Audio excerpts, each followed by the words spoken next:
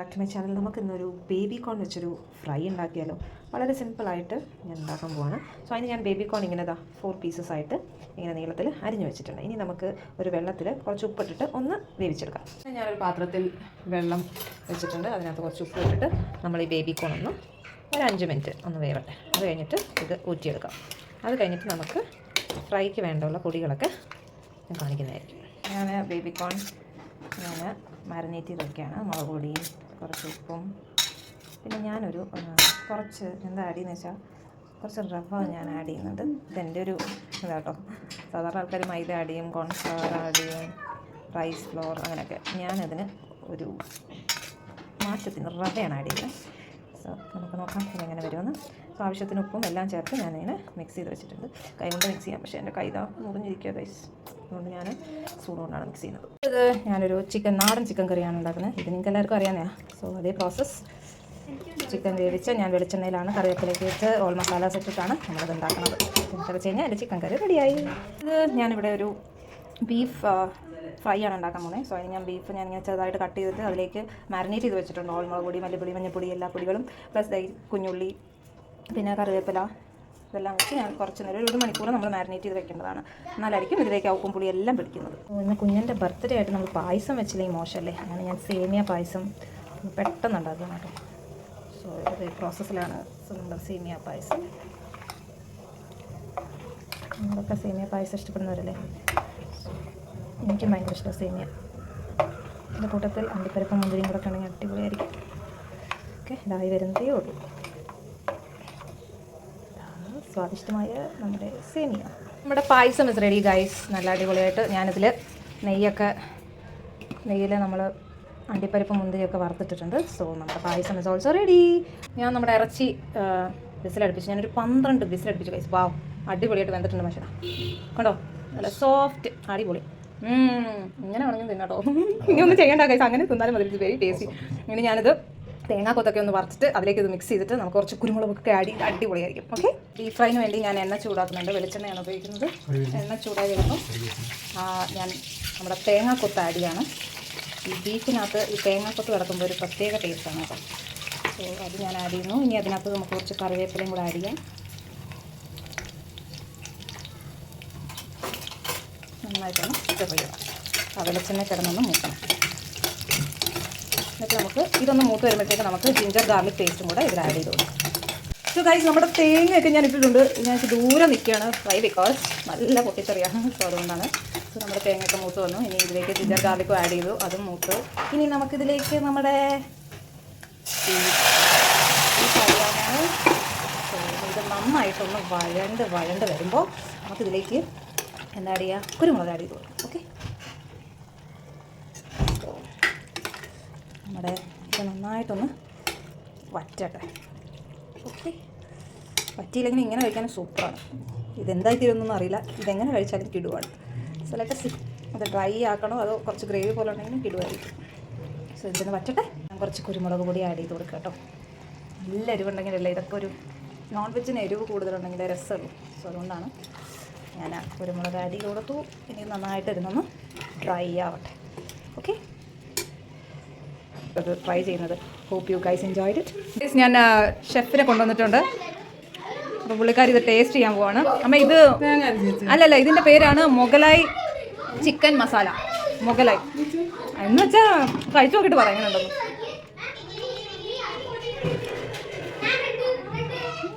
Chicken അത്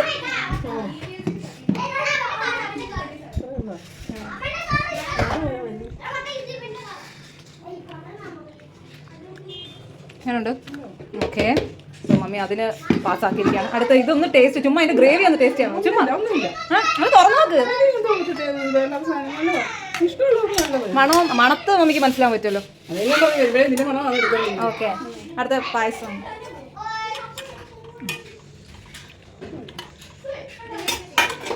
മധുരമൊക്കെ correct അല്ലേ? ഓക്കെ, ഇപ്പോൾ പായസം. ഇതും കൂടെ ഒന്ന് ടെസ്റ്റ് ചെയ്ത് ലാസ്റ്റ്. ചുമന്ന കളർ ചിക്കൻ നാടൻ കറിയാണ് വെച്ചിരിക്കുന്നത്. അതിനൊരു ഇത് എങ്ങനെയുണ്ടെന്ന് നോക്കി. ഉപ്പും പുളിയെല്ലാം ഉണ്ട്. ഇച്ചിരി ഗ്രേവി ഇരിക്കട്ടെ. മറ്റേത് ഇച്ചിരി കുഴപ്പമായിരുന്നു, ഇച്ചിരി ഗ്രേവി ആയി. അപ്പോൾ എല്ലാം ടെസ്റ്റ് ചെയ്തിരിക്കുകയാണ്. ടെസ്റ്റ് സെലിബ്രേഷന് വേണ്ടി വന്നതാ. ഇവിടെ ബഹളം കൊണ്ട് വയ്യ ഗൈസ്. എൻ്റെ അമ്മച്ചി ചന്തയിൽ പോയൊരവസ്ഥയാണ് ഇവിടെ. Oh my God. അതിൻ്റെ ഇടയിൽ ഒരു കൊച്ചുകുട്ടിയും. I can't understand.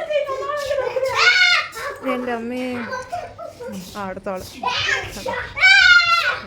സോ അവിടെ വന്നിരിക്കണമോ. ഇനി നമുക്ക് കേക്ക് കട്ട് ചെയ്യാം. സോ അവിടെ കേക്ക് റെഡി. പൈനാപ്പിൾ ഫ്ലേവറാണ് ഓർഡർ ചെയ്തിരിക്കുന്നത്. Come on.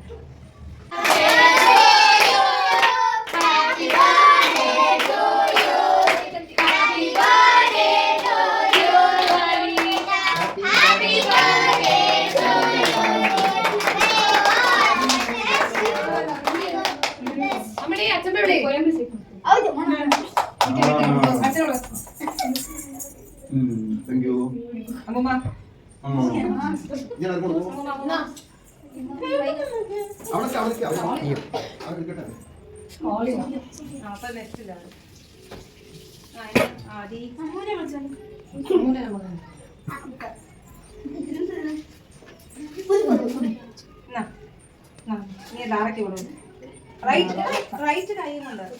Happy birthday. God bless you, baby. Lara.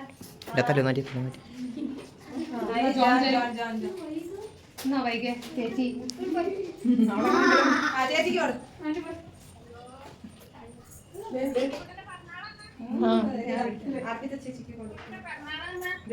അതെ കുഞ്ഞാതെ അച്ഛമ്മ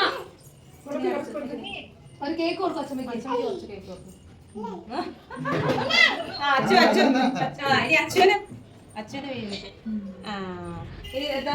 ഹിമാനി ഹിമാനി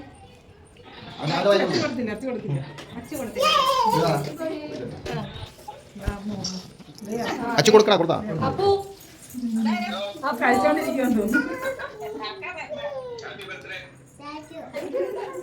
അവിടെ പോയിക്കോ. അവന്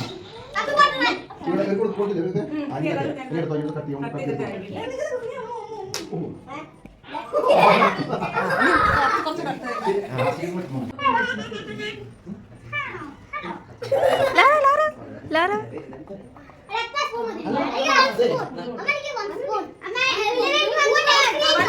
you have some variety chicken coming. You should have. She's prepared some Mughal chicken. Mughlai chicken. അവൻ കഴിച്ചോളൂ.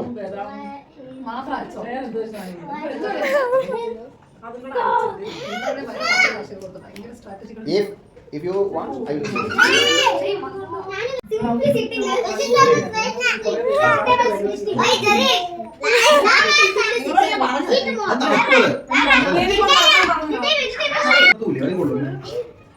This is mukla chicken.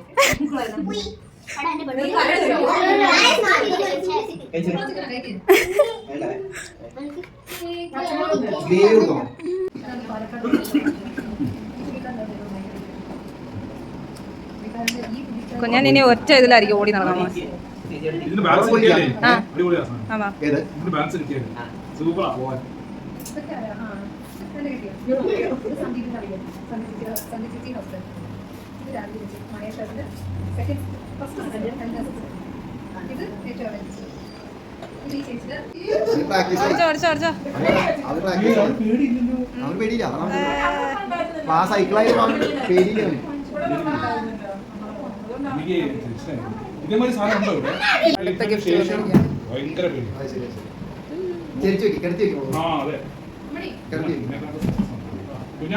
ഇത് മോൻ കിട്ടിയില്ല. സൈസേ ഉള്ളൂ, ഇത്ര ഉള്ളത്. അത് ഇങ്ങനെ പോകും മോൻ. ഓ ആരിക്ക് യെല്ലോ കളർ. ഇതൊക്കെ ഇനി ഞങ്ങൾ ഫിറ്റ് ചെയ്ത് കൊടുക്കണം. എടാ ആദ്യം നിന്റെ മറ്റേ സൈക്കിൾ ഓടിക്കാൻ പറ്റില്ലെങ്കിൽ ഇതൊക്കെ ഓടിച്ചു നടന്നു.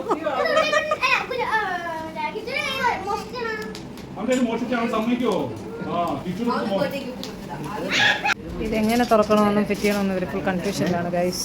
എന്താ ചെയ്യേണ്ടതെന്ന് അറിയില്ല. എങ്കിലും ഒരു മാക്സിമം അവരുടെ ബുദ്ധി ഉപയോഗിക്കുകയാണ്.